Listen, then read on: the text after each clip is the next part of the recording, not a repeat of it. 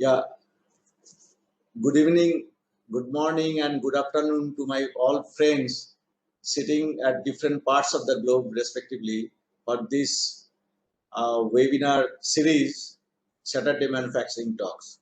We have started our journey on 13th of March with a beautiful lecture by Professor Farooq Mistry, and followed by the wonderful talks by various our distinguished alumnus. Professor Tapun Bagchi talked about the design of experiment.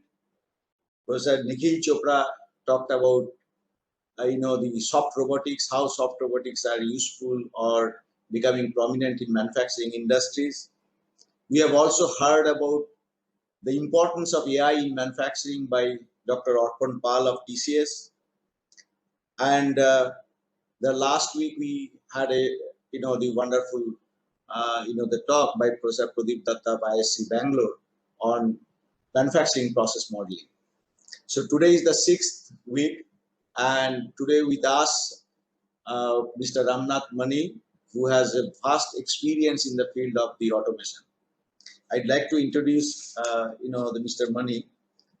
Mr. Mani is 1969 graduate in electronics and electrical communication engineering from IIT Kharagpur. In 1973, he was a founder member of Devike Electronics, India's first startup and pioneering company in the area of industrial automation, being one of the first in India to implement automation solutions. In 1990, he started RSM Electronics, offering digital DC and AC drives in India, and was the founder managing director of Control Techniques India, a joint venture he set up in 1993 between his company and Emerson Electric USA for offering digital solutions in drives and automation. He is also director of Square, a technology startup involved in the smart grid and smart cities using IoT technologies. Presently, they are doing a lot of projects on smart cities in Tamil Nadu and Telangana states. He is a recipient of both Distinguished Service Award and Distinguished Alumnus Award from IIT Kharagpur. He was the chairman of Pan IIT Alumni India for the period of 2018 to 2020, during which period a Pan IIT conclave on artificial intelligence was held at IIT Delhi in 2019 and Tech for Bharat Summit at Bangalore in 2020. So Mr. Mani, as I've mentioned, that he has a vast experience in the field of automation, and today we are standing in the era where automation is very much needed in manufacturing industries to reach or to fulfill the Industry 4.0 the goals. So with this, I request Mr. Mani to present his talk.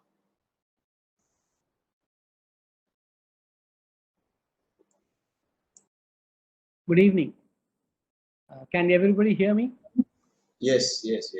Good. Now I need to present my share. Okay, 1 minute. Yeah, we have already shared, sir. Yeah. I'm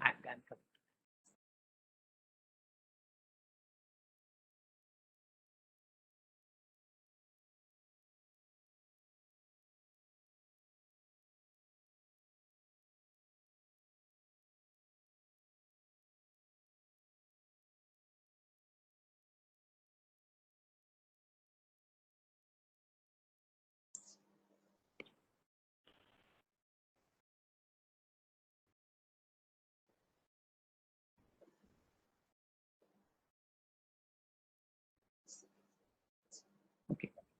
Can everybody see the screen? Yeah, it's absolutely fine. Good. Okay, thank you. First, let me start by thanking Professor Surjapal for giving me this opportunity.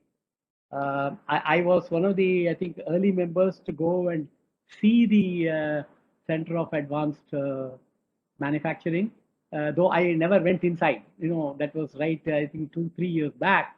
It was being set up, and it's a very, very great thing that has happened, because I think that's the need of the day. And obviously, I think IIT Kharagpur has taken the lead in getting it done, and Professor Surjapal has been in the forefront of that. In today's presentation, what I am going to talk is what is Industry 4.0 from the manufacturing point of view, and how actually it evolved. And all that we are doing, all the talk we had earlier, and maybe subsequently, they are all components of Industry 4.0. As ultimately the 4.0, when you implement in industry, it is a holistic implementation, where finally we are talking about products and services being produced at the most efficient manner, in a manner with which the customer is going to get satisfied, in which the vendor is going to give you good quality products. It's all linked together, and we try to decrease wastage as much as possible and make a very efficient operation in terms of manufacturing. So today's presentation is mainly going to be on the evolution of how Industry 4.0 came as far as industrial manufacturing is concerned, and the way to go, and what are the hitches that are there, because as of date, the implementation of Industry 4.0 from the manufacturing point of view has not been really successful. In the sense is, even though for the last 5 years we have been talking about it, not many industries have really implemented it in the way in which Industry 4.0 was envisaged. In Germany, in the about 5, 6, 7 years back. So let me start with the first slide. This is to give you a background about basically the automation side. On the left, you see the automation side. If you go to any factory today, or even a couple of years back, since the 1970s, the automation came in a big way. It started with drives and then went into PLCs. Then it went into DCS, HMI, and SCADA. So to some extent, the industrial automation side within the factory, you will find all of these or combinations of these in various factories. Now, essentially, on the left side, what we call the OT, or the operational technology, is all about industrial automation, and it has been developing for a couple of years now in its own way. I mean, it has not changed very much. I mean, the products have become better and better, more efficient, but really the product itself has not changed very much in terms of automation equipment. The PLC has been a PLC, it's been doing what it's been doing for years. The drives have been doing what it's been doing for years. Then on the right side, we have the IT, which developed actually originally, with maybe Y2K, and then it developed into many other things. But finally, I mean, in the early part of or the last part of 1900s or early part of 2000, the IT really came into being with the MRP and ERP. That's how it came into picture. And when we had the SAPs and Oracle coming in a big way, they were all tackling all the financial side, sales side, CRM, purchase, etc. on the commercial side, or on the enterprise or on the head office side. But unfortunately, the factory and the head office, or you can say the manufacturing and the enterprise, were never linked together. And as a result, there was a very big gap between the two, and all the data from the factory had to be taken in and put it into the enterprise, and the enterprise had to be taken and put it into the factory. Then actually, sometime later came the MES. MES was the first IT product that really looked at manufacturing.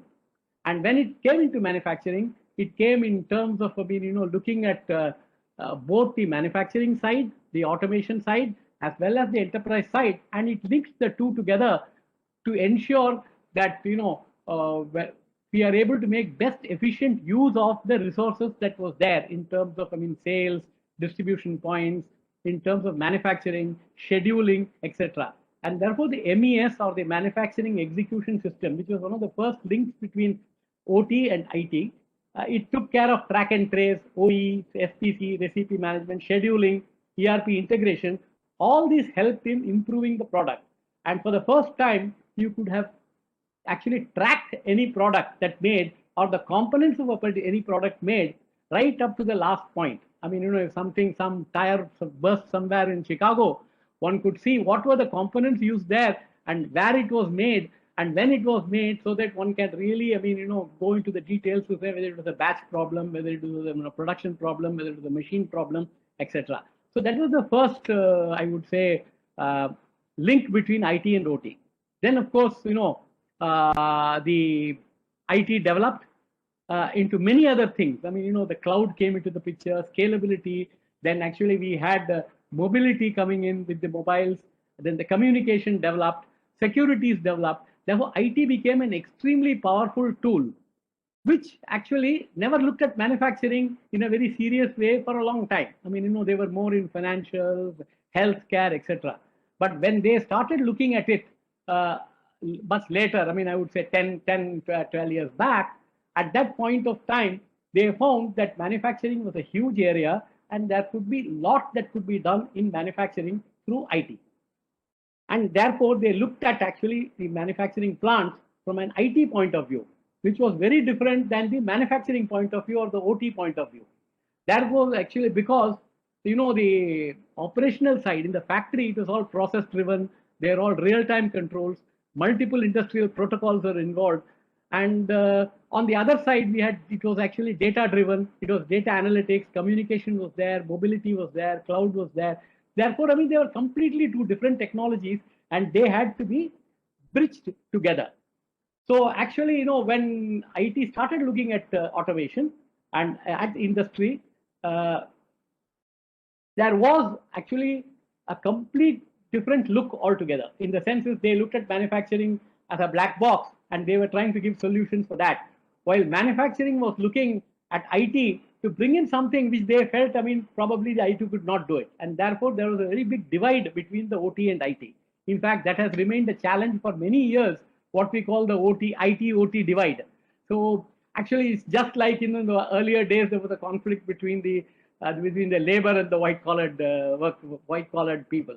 So the IT and OT never saw together, and IT was going in one line, OT was going in line, and it was actually much later that they found that if you have to be successful, and both have to integrate together. And therefore, actually, if you start looking at it, then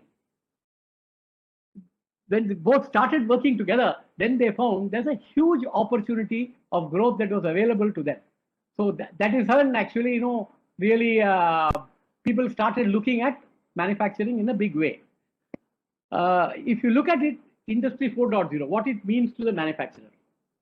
Industry 4.0 actually is an information intensive transformation of manufacturing and related industries in a connected environment of data related to people, processes, services, systems, and IoT enabled assets, and leveraging utilization of actionable data and information as a way and means to enable smart manufacturing, end-to-end data mapping across product life cycle and value stream.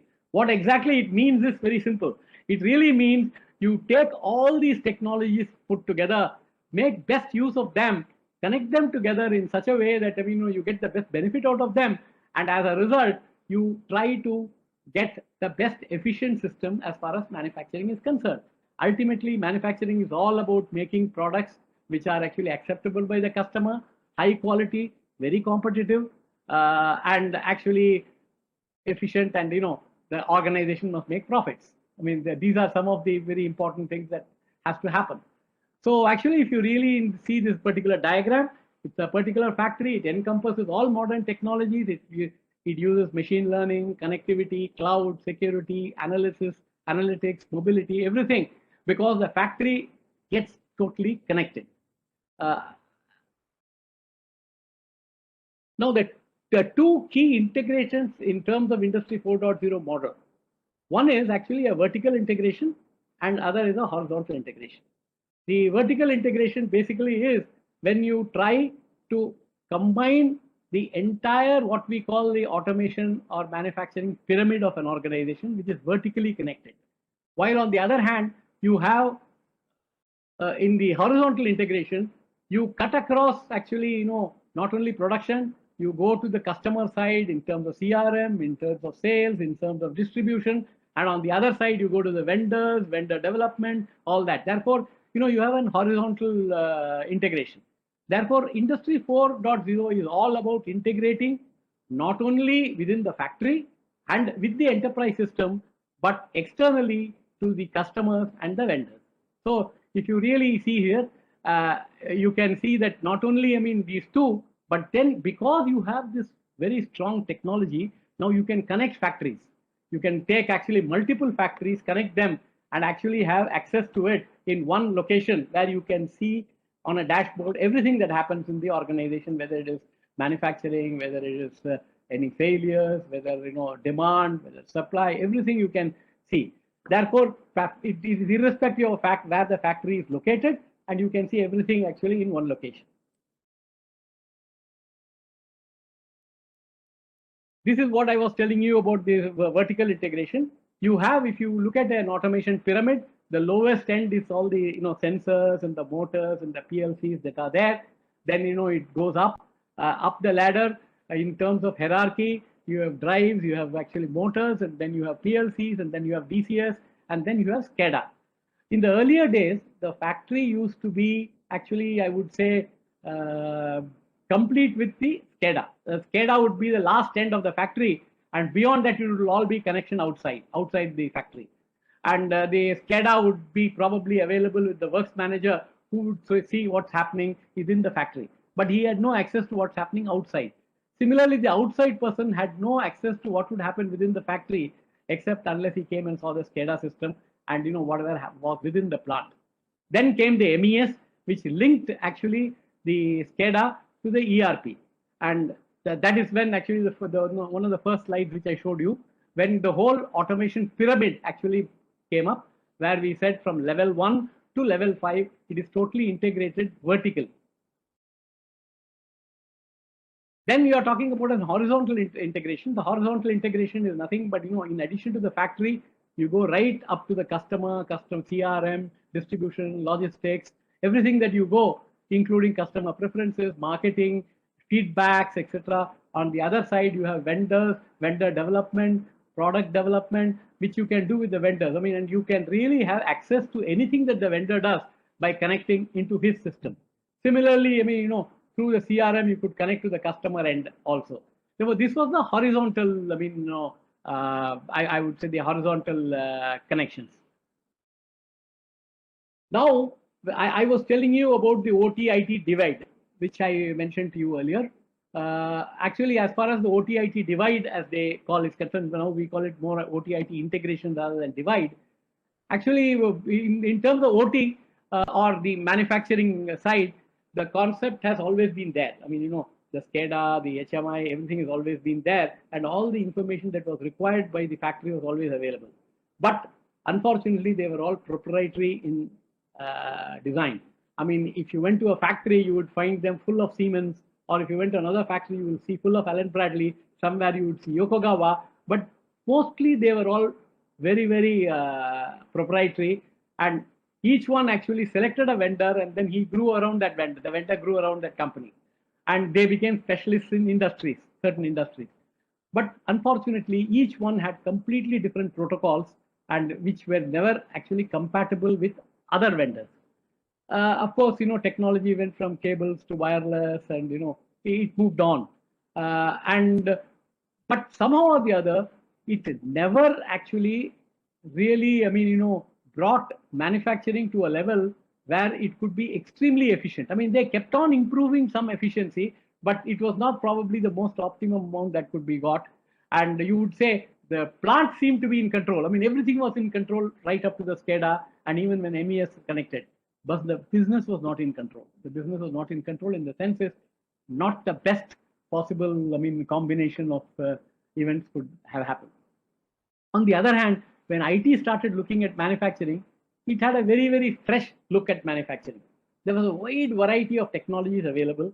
The technologies are all open source against, what was completely proprietary and closed in terms of automation. The communication capability is very high. Analytics was there, machine learning, security, cloud, everything was there in IT, which could have benefited the manufacturing. What are the challenges that we had actually, when we started looking at, the IT and OT and, integration, etc. The challenges were actually that, sorry, somebody came in.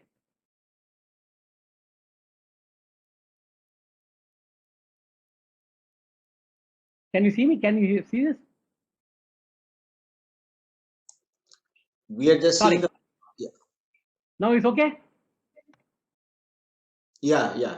Okay. Now, actually, one of the big problems is that, Industry 4.0, when it was envisaged that everything is going to be new, and that digital technology, everything is going to be digital, everything is going to be connected digitally, and therefore, completely the production pattern would change.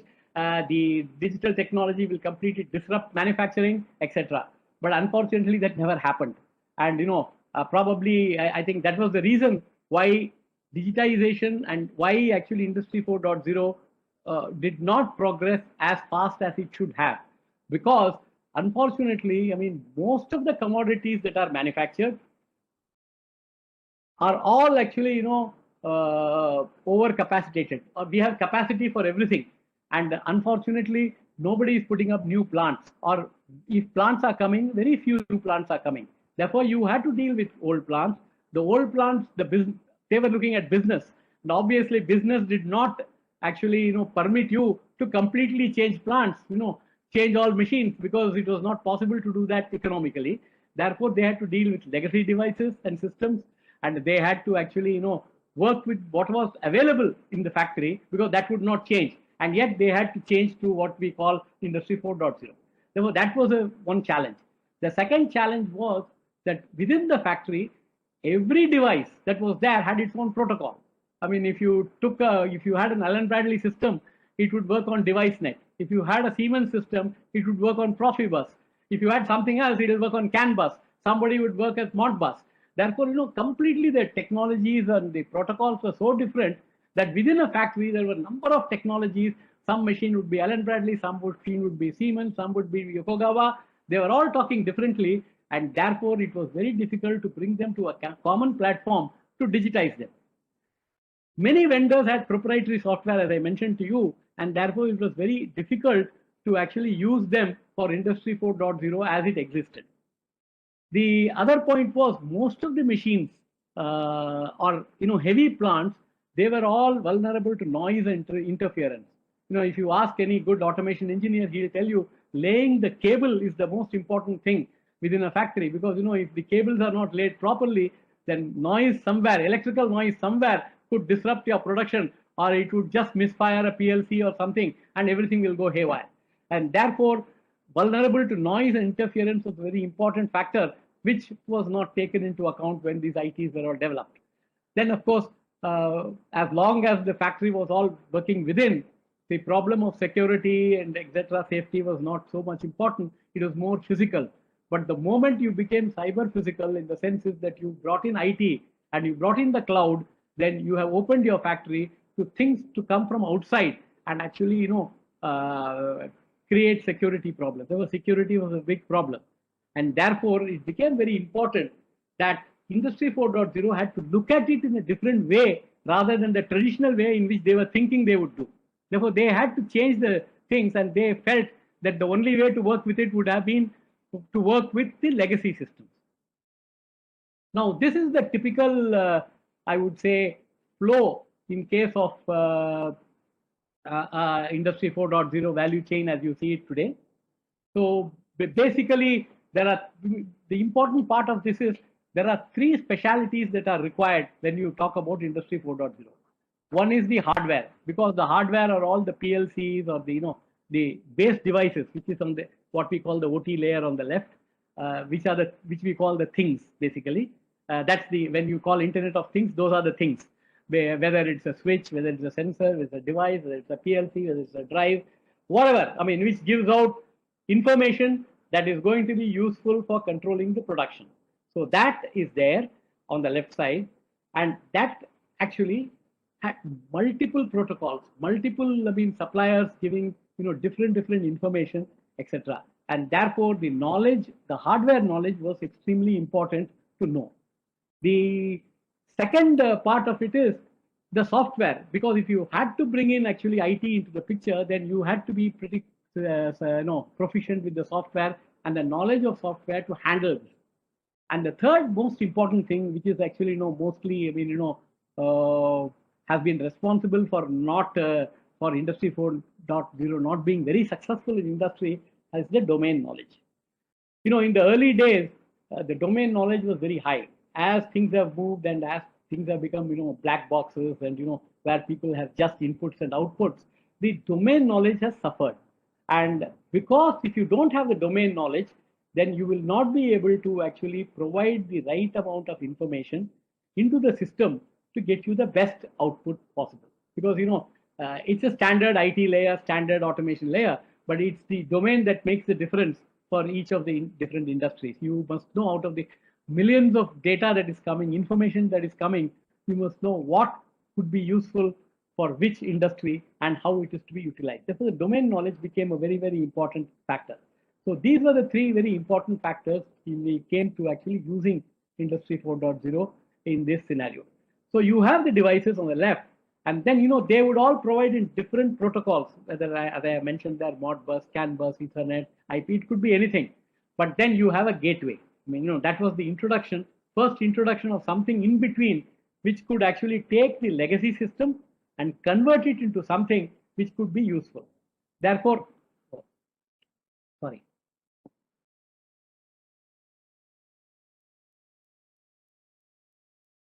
So if you notice it, there's a gateway in between. What the gateway does is, as an input, it takes all these different protocols, and then it converts these protocols into something that is intelligible to the IT world. Therefore, it is something like, you can say, a language translator. I mean, if people were talking different languages, Chinese, English, Spanish, and one guy could understand only Hindi, it was a box which would convert all languages into Hindi and then give it to the other man to actually interpret. So the gateway was some sort of a device which took all the inputs from different protocols, different devices, and it would actually, collate all the things and give it to an integrator or a server which will do all the work. Now, just after the gateway, you can see high level, as we say, a reference architecture. There you will see essentially the first block is something to do with perimeter security. In the sense is, when the information comes from the gateway into that system, the first it tries to see is whether the signals are all healthy, whether the firewall is properly built, whether the signals that are coming will not actually spoil all the other things. Therefore, that is the first step, which is what we call the perimeter security. Then is the health monitoring. I mean, to ensure that the health of the systems, the health of the information that comes in, they are all acceptable to the other part of the world. And then followed by that are two layers actually. One layer actually is the application layer, and the other layer is the system layer. The system layer actually is more on the operation and the domain knowledge that is involved, what is involved in a particular industry, how do you operate, how do you actually connect them together, and what are the informations that come relevant to that particular industry. And the other is the application, which takes all these data through an aggregator and gives you an output that will actually ensure that all the data that you require in the format that you require, all the information that you require, they come out in terms of both monitoring, in terms of controlling, in terms of, just looking at, they all come out, and then it goes to either a cloud where you can have it in a central location, or it could go into a in-premise and you can see it in a laptop or a desktop or even on a mobile. So these are some of the areas in which, people work. And this integrator, what it basically does is, it actually really gets all the information, collates them together, and then gives you the information that is required. So this, you can say, is a block diagram of an Industry 4.0 as it remains. Now, what is the most important factor in an Industry 4.0 when you look at manufacturing? Very, very important factor is, as of now, or I would say till recently, the applications and the devices were all tied up. I mean, if there was a PLC, it would be tied up with a particular, the PLC device would be tied up with a particular application. A SCADA would be tied up with an application. And ERP would be tied up with an application, its own application. Therefore, I mean, the conventional architecture was when the devices and the applications, they were all coupled very, very tightly. The new architecture is to actually completely de-link the application and the devices. Actually, the whole idea of actually, de-linking is to ensure that with so many, because in the earlier days, if a PLC was used for a particular application, then all the information that was required was only taken out for that application. Today, the information that the PLC gives out of a machine is much more than what is only for that application, but it gives you a lot of information which is not utilized. And therefore, if you have to have use of all the information that comes out of each of the product, then it is very necessary to de-link the application with the device. So this is the important part of any actually open architecture in an IoT situation.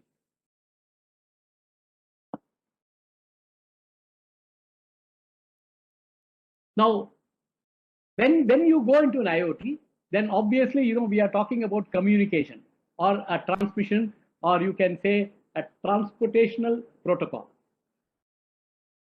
In the earlier days, I mean, this was not used, or they were using, as I said, it was all proprietary. Therefore, they had their own way of communicating. But then later, when actually, people started using multi-products and they were getting data, they were using OPC or Open Protocol Converters.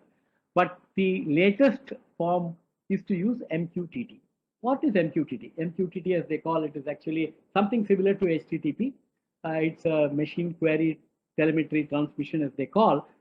And this helps you in completely isolating the application with the device. What I said a little earlier, it completely isolates the two. And here you have some sort of a device, what we call the MQTT server or the broker. And on one side are all the publishers. I mean, they all publish data. They call publisher and the subscriber. I mean, these are only two areas. I mean, either you are a subscriber or you are a publisher. Therefore, it takes in all the information from the publisher and gives out to the relevant subscriber as the information as he wants. Incidentally, when I'm talking about MQTT, I mean, a small, out of the subject, one of the inventors of MQTT is a gentleman called Arlen Nipper. He has a company called CirrusLink. He, along with IBM, actually developed MQTT long back. Mainly for oil fields, where I mean information had to be taken from long pipelines and sent out. And they found that MQTT was extremely useful because it was a lightweight transmission protocol, and it was worked with a very, very small bandwidth. I mean, it was using the minimum bandwidth, and it had a bidirectional flow, and it had an inherent security involved in it. And then, the funny part, the best part of it is, it would actually report by exception. It's not that, it's always working. Only when everything is normal, it doesn't operate at all. When there is an exception, that something fails, something happens, there's some deviation, it only actually projects that. Therefore, I mean, the efficiency is extremely high. And then it gives what is known as a death and a birth certificate. A death certificate is, suppose information is going on and suddenly the communication stops, maybe due to, transmission line, or maybe due to the wireless, Wi-Fi, GPRS, whatever. When the information fails to go to the subscriber from the publisher, it issues what they call a death certificate. A death certificate is something which says, look, the signal is dead. And when the signal comes back, it issues what is called as a birth certificate, because it says now it has come back. Now, in the intermediate period, the information is stored elsewhere, and later, as a result, I mean, it is added to the system, and as a result, you do not lose any data.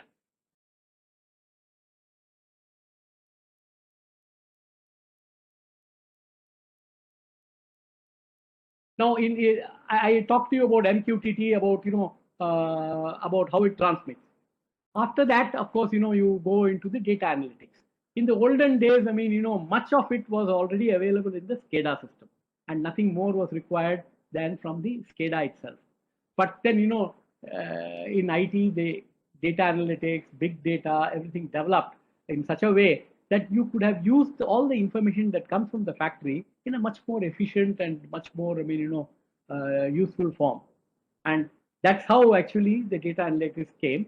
And a lot of data science, that is, a lot of data that's coming, people have done a lot of work on that. What could be done in a manufacturing? What are the areas in which, I mean, efficiency could be increased, etc., have been seen.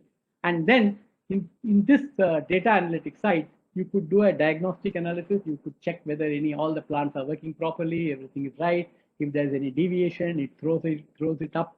You are able to see all that's happening on a 24/7 actually in a screen, and actually whenever there is something wrong, it actually indicates what is wrong. Not only that, it scores the data, and if you actually go and actually correct it, that correction is also actually taken into account. And therefore, if a similar type of failure or some similar deviation tends to occur, it automatically takes into account whatever solution you had given and actually certifies and actually corrects it. So diagnostic analysis. Then you have monitoring for process deviation. If there is any process deviation that's there, if the temperature is not what it should be, or if the vibration is not what it should be, then it will actually also gives you all the information about whenever the deviation occurring, and it takes all the data and all the information that is surrounding that particular event and stores it. And therefore it knows if this set of surrounding information comes in, there is a chance of failure to occur. That it's able to actually monitor all the process deviations, look at all the corrections that have been made, and actually make sure that when such deviations are expected to occur, it's able to give you an information. Predictive analysis is more or less the same. As you know, it could take all the events, all the failures that occur, and all the corrections that may have put in, and actually it actually always looks for all these information. And then whenever such information comes in, variety of information, it could be some 3 reasons for a failure, sometimes 5 reasons for a failure, sometimes 7 reasons for a failure, and it would know that if this set of failures occurred, or if this set of parameters occurred, then the chances of this failure is expected to be there, and it will be able to predict not only analysis, but it's able to tell you what exactly you can do. So in terms of which is self-service advanced analytics, it not only tells you what could happen, but it will also tell you the reason why it should happen, why it would have happened, or it would happen, and then it will also correct it to ensure that the machine actually is put back into operation. Machine learning, as you know, is all about information that the machine it takes in all the data from the machine. It actually ensures that everything that you do is all actually collected and put in case, and so that in any time, any occurrence again occurs, you are able to actually pinpoint it to the machine, because then you really get all the information from the machines, and you learn from all that the machine parameters are. Then visualization beyond numbers, it's just not numbers, no doubt. It gives you all the data, it gives you everything that's there. But in addition to all that, it gives you a lot of, information of the future. What could happen, what will happen, etc. And then it is not only just, analytics, it is what we call investigative analytics. It investigates each of these failures, and it actually gives you solutions for these failures.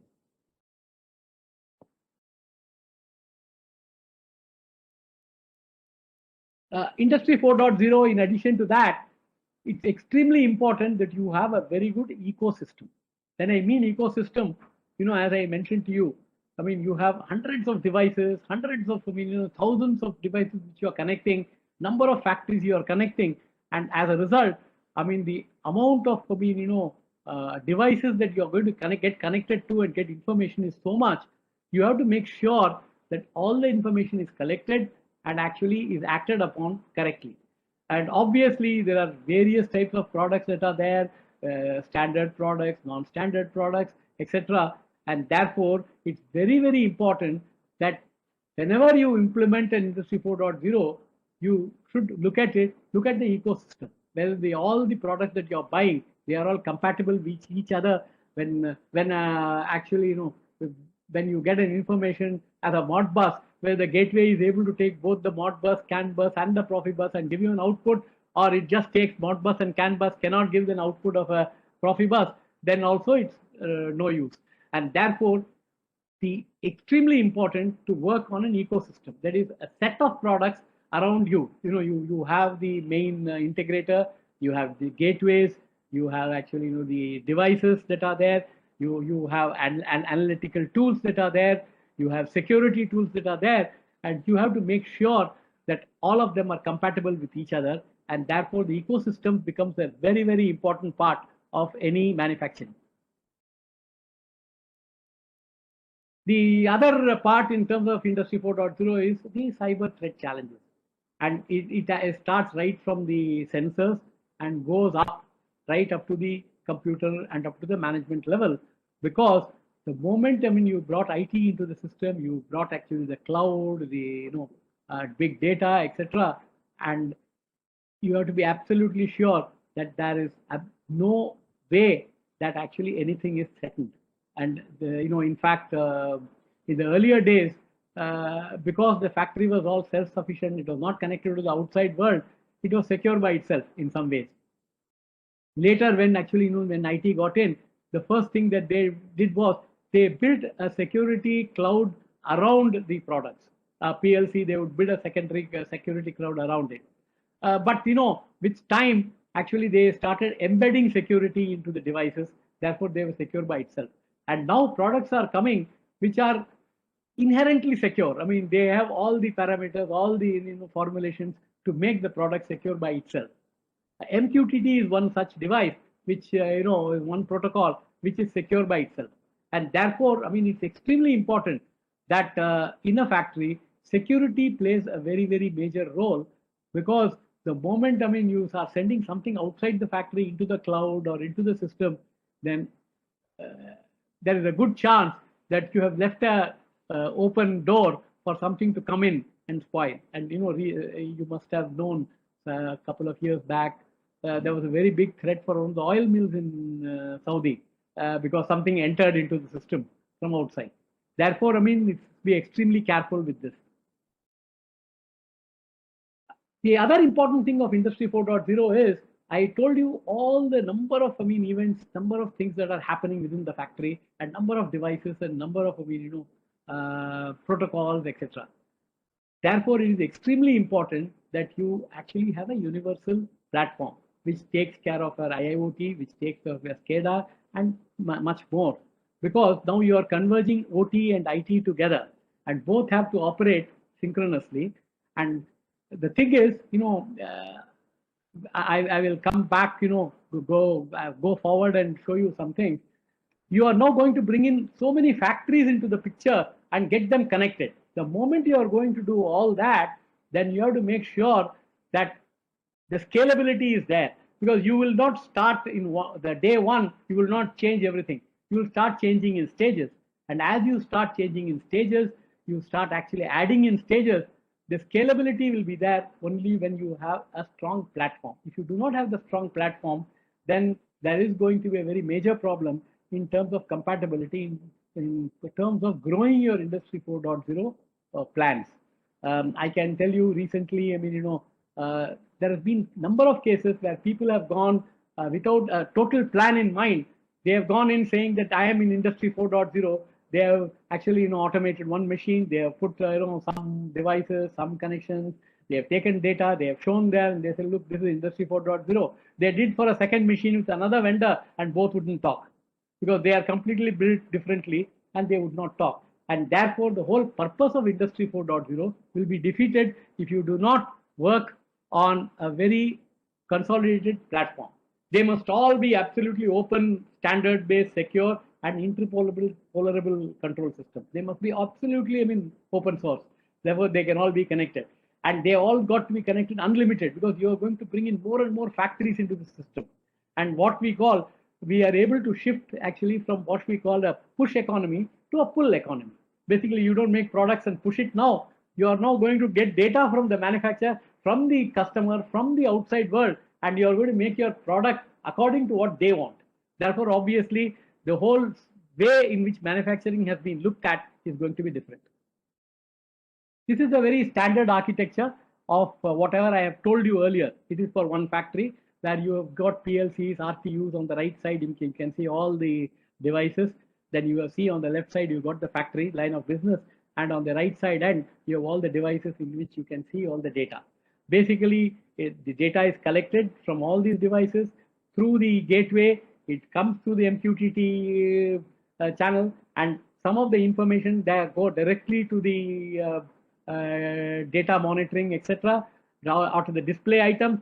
Some go to the factory, because they have to go to the factory and collect data from the factory, from the different machines, from the different, processes. They collect them, collate them, and again bring it back to the display side. So this is for a particular factory, one factory.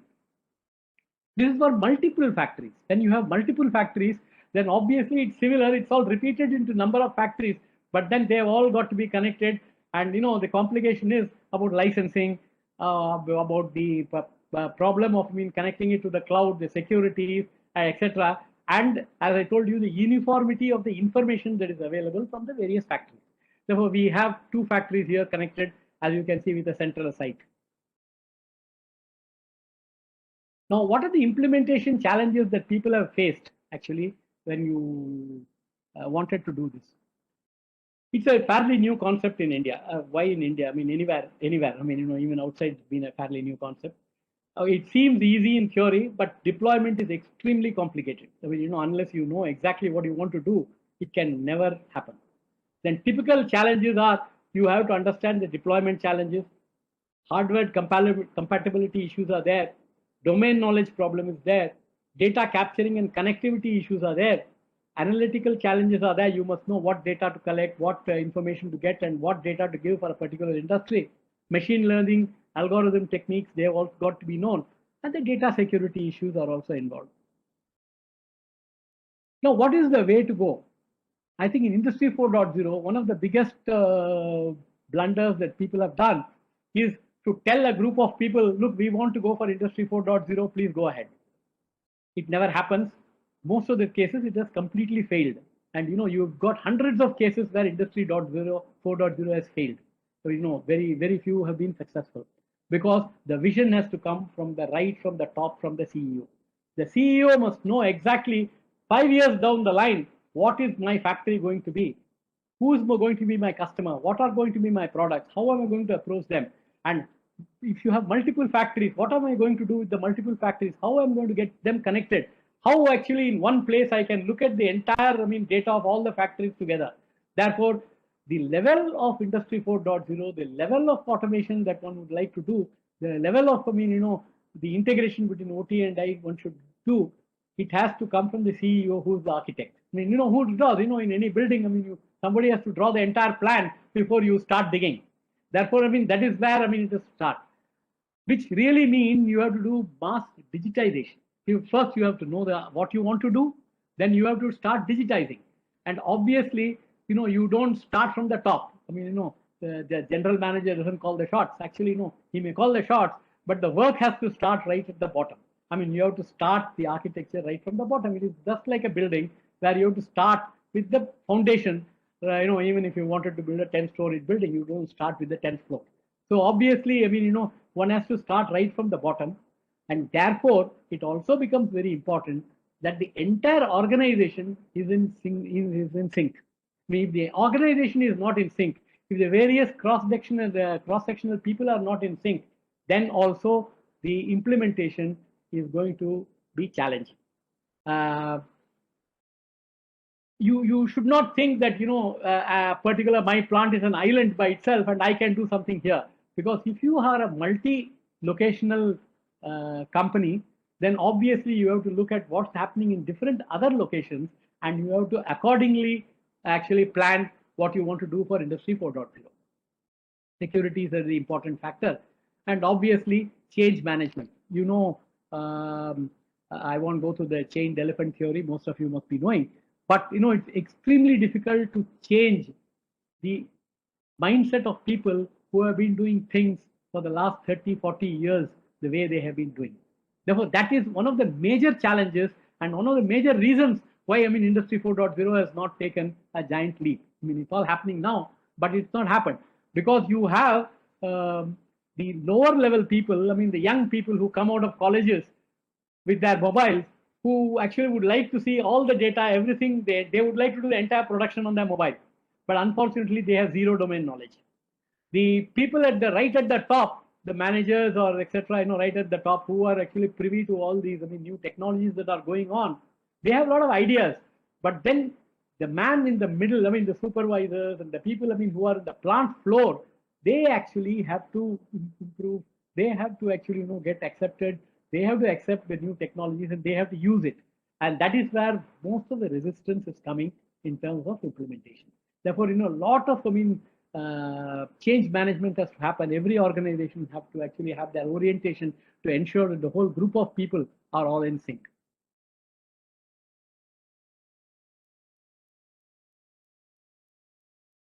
So here, I'm just showing you a particular scheme where, I told you in the center you have got that MQTT server. On one side you have publishers, on the other side you have actually subscribers.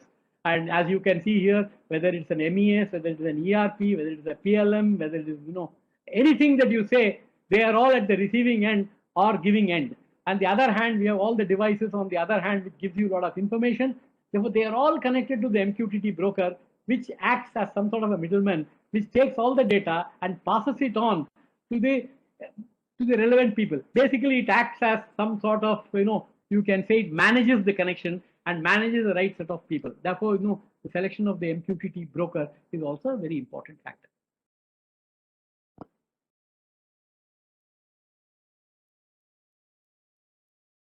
Now, I think I have kept myself pretty brief, I presume. So I will now talk to you some use cases which we have done. Here is a case of a global manufacturer who has 6 business units with more than 950 plants worldwide. The whole thing is driven by the CEO, the chairman of the company, who's by chance, he's an IITian. He's from IIT Madras. And excellent man, excellent visionary. He knows exactly what is required. It's a large multinational company. He is the chairman of the Indian company, Indian group. And then he set up Industry 4.0 Center of Excellence in Chennai. And then from there, they started looking at various platforms, what are the best platforms to go, how to go. And they looked at all their plants, what they make, how one should do. He had cross-sectional people. He was chairing all the meetings. He was chairing and understanding, and then they selected a particular platform, and they selected one business unit on which to put execute on the line. And once that was successful, they started doing it with other units. And their vision is to connect all the plants in India in 5 years' time. And mind you, Industry 4.0 is not something instant. It's a journey. You have to start now. And when you start now, it will be 5, 6, 7 years before you can really, get what you want if it's the largest factory, because that's when you get the whole thing integrated into one and what you want. Therefore, he had that vision and he did that. Now I'm going to tell you about the same company. I'm telling you about the different groups. It's a pretty big glass manufacturer. We have an NDA with them. Therefore, I will not be able to actually, give the name of the company. But, from the manufacturing, and many of you may be able to gauge what that company is, basically. It's a very big glass manufacturing company. And they started with one particular unit in Chennai. They wanted to actually, it was a mirror line. They wanted to actually monitor all the process control, process parameters. They wanted to actually get all the data. They wanted to ensure when failures occur, what is the production rate, how they can increase the production rate, how they can actually, change products very fast. Whenever there's a change coming from the customer, how they can change their schedule to ensure that, they are able to change their production pattern into what the supplier, what the customer wants. They were also able to link with the vendor to know what are the supplies making, how different vendors, when they supply different things, what are the variations that are there, etc. So he tried it with the glass factory and it was pretty successful. Once that was successful, they tried it in their own gypsum factory, which has got factories in Bangalore, Wada, and Jagadia. So in these 3 locations, they again took the same, more or less the same parameters that they wanted. They wanted to change the production line patterns, etc. And they took, in each of these cases, they took 1 or 2 lines. They have multiple lines everywhere. They just took 1 or 2 lines and they changed them. And in this case, in the second case, they had a central server in Mumbai, and where the subject matter expertise expert would sit, and he would look all the plants, and he would be able to even change production patterns, whether something should be moved from Jagadia to Bangalore, something should be moved to Wadi, where are the demands, from where the demands are coming, where if it is made is the most efficient, and how the raw material supplies are varying, how the customer demand is varying. He could look sitting in Mumbai. He could look. Next came the furnace lining manufacture. It's also same product. They make this furnace lining which is used for gypsum and which is used for the abrasive. So this is the same thing. There the plant is in Perundurai and Palagat, and they have connected it to the main glass manufacturing center in Chennai. That's how they got it connected. So more or less the same thing they did for that plant. Then they did for the abrasive manufacturing in India, which plants in Bangalore, Mora, and Nagpur. They have done more or less the similar thing about looking at all the pattern of production, how changes can be done, etc. But the thing is, they took each of these plants and tried on one line, two lines, etc., to ensure that it is most efficient. Now they are in a position to expand within the plant, and they are also in a position to connect all these plants together. Therefore, the CEO or the chairman sitting in one place somewhere in Bombay or wherever, he can see everything of all the plants that is happening across all divisions, across all groups. So this is the whole idea of connecting all these. They have got about 120 factories. They'll connect all the 120 factories maybe in 5 to 6 years' time. So that is the plan that they have. Another case which we are doing is for electronic manufacturing in Philippines. They had completely, old machines, 40-year-old machines, with old PLCs, Allen Bradley, GE, Fanuc, etc.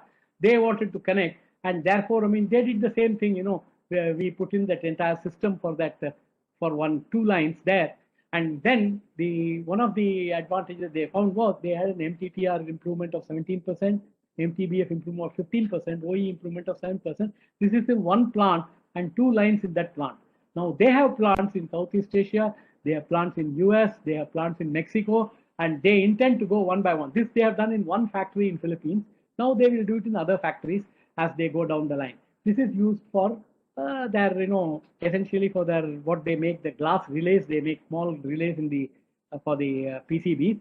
And now next they are going to take out the semiconductor plant. Now I'm coming to the last slide. Where what exactly we want to do? Where I would feel that IIT Kharagpur's advanced manufacturing could be useful. Now, I have shown you all that could happen with our large multinational companies, how industry is looking at Industry 4.0, and I have tried to be as brief as possible. It's a huge subject, and it could take many hours to explain, but I've tried to make it as concise as possible. But what we can do is, instead of actually having these multi-locations of plants all over the place, if we can do something for SMEs, there are a number of SMEs that are there who, for one, they don't have the money or the financial strength to put any of these. Two, they are the largest group in the, in terms of manufacturing, small companies. They don't have the knowledge, in the sense is they don't have highly paid engineers, etc., who can run the plants, who can put in. They don't have the financial capability to put these assets. Now, but yet, if you can use it, it's going to be extremely useful, because then they can connect themselves to large multinationals also, and everything can be linked. And if only they can be provided this service on a subscription basis. You put one particular asset in one place, in a central location, in a cloud or an in-premise, and then you provide services to SMEs as they want. Some may want track and trace, some may want OE, some may want SPC. They may all want different things. But then if you can do it from the cloud, and if you can actually put it on a subscription model and charge them per month or per event basis, something which will be affordable to them, I think it's a huge, huge market. No, we will not attempted that. That's our next goal. We want to do that. And there, I believe, with all the expertise that Kharagpur has got, and with the student availability, with actually research availability, with actually what facilities that I put in, probably attempting one such thing for the SMEs would be an extremely useful thing, is what I feel. I think with this, I come to the end of my talk. Thank you very much. I hope, I've been able to explain to you something. Yeah, thank you, sir. It was a really wonderful lecture today we are standing at the era of Industry 4.0, and you have rightly pointed out the various aspects and various points on the implementation issues regarding of Industry 4.0 in practice. So you have mentioned about the concept of the ecosystem, which is very much required, the need for the the universal platform for the different gadgets and all, and so I mean it's really a very good lecture. And before I keep it open for the audience to ask some questions, I just want the one your thought, like the success of Industry 4.0 depends on the communication as well, the real-time data access. How do you think that the 5G would be the useful in this case? So 5G will be extremely useful. Number one, I mean, it's fast. Number two, it can take data in terms of both video as well as audio data.